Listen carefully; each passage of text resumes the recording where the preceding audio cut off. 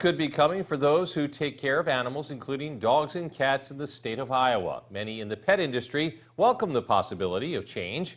KIMT News 3's Nick Kruzelnicki is live in the Mason City newsroom with more on this one. Nick? George, the Iowa Secretary of Agriculture, submitted the new rules today for review. If approved, the new rules would set guidelines for enclosure size, climate control, and access to food and water. These would apply to kennels, breeders, and shelters. It's rules North Iowans tell me should have been in place long ago. Everybody I know has a dog or a cat.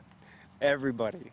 So it's a good step forward. Sky Ewing from Mason City supports better rules for businesses that raise and care for our cats and dogs. He says treating animals humanely is the right thing to do. Well, I think it's quite important. Animals, even though, a lot of people don't think that they have feelings or emotions or anything like that. If you live with one, you very well know that they do. At the Humane Society of North Iowa, Director Sybil Sukup says she has been hoping regulations like this would finally be enacted here in the Hawkeye State. I'm ecstatic about it.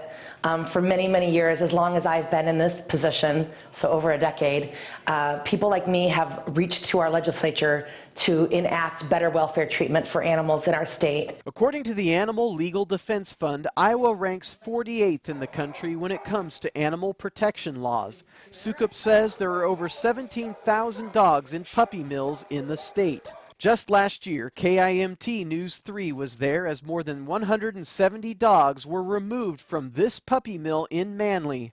She says taking proper care of animals should be common sense, but too often they are mistreated. Most shelters and responsible breeders, they provide their animals access to water all the time. So the fact that it has to be spelled out like this means that there are those that are not providing constant access to water.